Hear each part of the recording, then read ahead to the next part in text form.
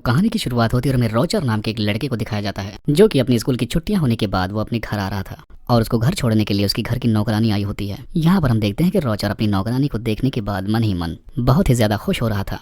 अब हम देखते हैं कि वो घर पहुंच जाने के बाद अपनी मॉम से मिलता है, लेकिन उसकी मॉम की नजर उसके गीले पैंट पर पड़ जाती है। दरअसल यहाँ पर हम जान पाते हैं कि रोजर ने अपनी नौकरानी को देखते हुए अपनी पैंट को गीला कर लिया था, जिसको उसकी मॉम देख लेती हैं। अब अपने घर के अंदर जब वो आता है तब वहाँ पर वो अपनी सिस्टर से भी मिलता है, जिसके बाद उसकी सिस्टर उसे अपना घर और जंगल घुमाने के लिए लेकर जाने लगती है। अब जब वो जंगल में जाता है तभी उसकी वही नौकरानी उसे फिर से मिल जाती है। जब वहाँ पर उसकी नौकरानी को इमरजेंसी लग जाती है तब वो वहाँ से भागने लगता है, लेकिन तभी भागते हुए उसका पैर फिसल जाता है और वो नीचे गिरता है। तभी उसे पता चलता है कि जंगल से किसी और की भी आवाज आ रही है, और जब वो उस आवाज की तरफ और पास जाकर देखता है तब पता चलता है उसे कि उसके घर की नौकरानी किसी और आदमी के साथ वहाँ पर रोमांस कर रही है। और ऐसा देखकर रोजर फौरन अपने घर पर आ जाता है। अब जब वो अपने घर के कमरे में होता है तभी उसे फिर से आवाज सुनाई देने लगती है। अब जब वो अपने दरवाजे से बाहर देखता है तभी उसकी नौकरानी उसे दिखाई देती है, जो कि अपने रूम से आधी ही बाहर निकली होती है और वहाँ भी कोई उसके साथ इंटीमेट हो रहा होता है। अब जब ये अपनी बहन के साथ सोने लगता है तब उसकी बहन उसे बताती है कि हमारे घर में जो आंटी रहती है वो अभी तक वर्जिन है। अब अगली सुबह उसकी सिस्टर फिर से उसे जंगल घुमाने के लिए लेकर जाने लगती है। तब उसकी नजर वहाँ पर पड़ती है कि जहाँ पर उसके घर की नौकरानियां नहाने के लिए आया करती हैं, और तभी वहाँ पर एक एक करके उसके घर के नौकर भी आने लगते हैं। और इन तीनों नौकरों को देखने के बाद यहाँ की नौकरानियां अजीब अजीब इशारे भी करने लगती हैं।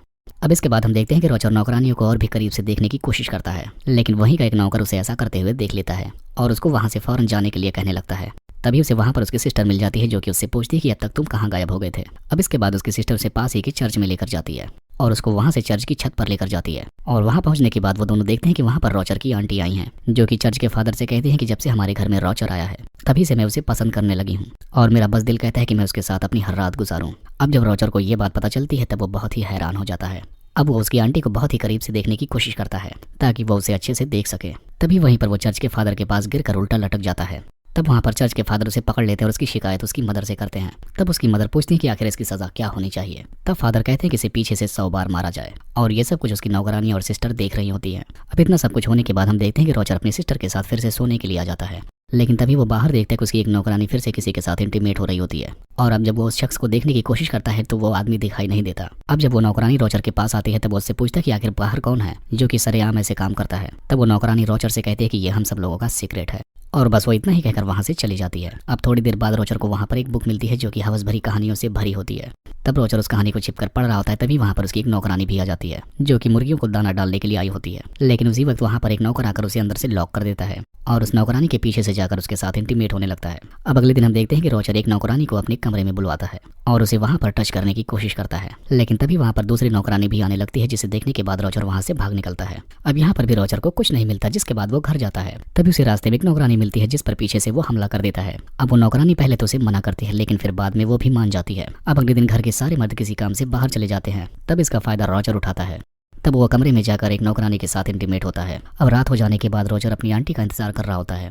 अब काफी रात गुजरने के बाद उसकी आंटी आ भी जाती हैं और यहाँ पर ये दोनों बहुत सारी बातें करने लगते हैं। फिर वो उससे कहता है कि तुम अभी तक वर्जिन हो और इसमें मैं तुम्हारी मदद कर सकता हूँ। लेकिन यहाँ पर पहले तो उसकी आंटी रोजर को मना करती हैं, लेकिन उसके फोर्स करने के बाद वो मान जाती हैं, जिसके बाद आज रात ये दोनों यहीं पर इंटीमेट होने लगते हैं। अब कुछ देर बाद वहाँ पर हेलन नाम की नौकरानी आती है। तभी रोजर उसे पकड़ लेता है और यहाँ पर उसके साथ भी इंटीमेट हो जाता है। अब अगले दिन हम देखते हैं कि रोजर अपनी हवस मिटाने के लिए अस्तबल में जाता है, जहाँ पर रोजर एलिसा को सेड्यूस करने लगता है और यहाँ पर वो इसके साथ भी फिजिकल रिलेशन बना लेता है। अब यहाँ पर हमें पता चलता है कि रोजर ने अपने घर की किसी भी लेडी को नहीं छोड़ा है।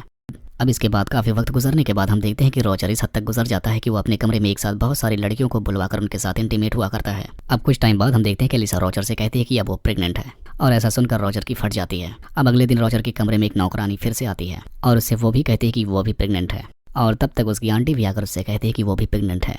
तब यहाँ पर हमें पता चलता है कि रोजर जिस किसी के साथ भी इंटीमेट होता है उसे प्रेग्नेंट करके ही छोड़ता है। अब इसके बाद यहाँ पर रोजर की स्कूल की छुट्टियां खत्म हो जाती हैं और अब वो अपने स्कूल वापस जाने के लिए रेडी हो रहा होता है। तभी वहाँ उसके पास एक और लड़की आती है जो कि उससे कहती है कि वो भी प्रेग्नेंट है और ये बेबी तुम्हारा है।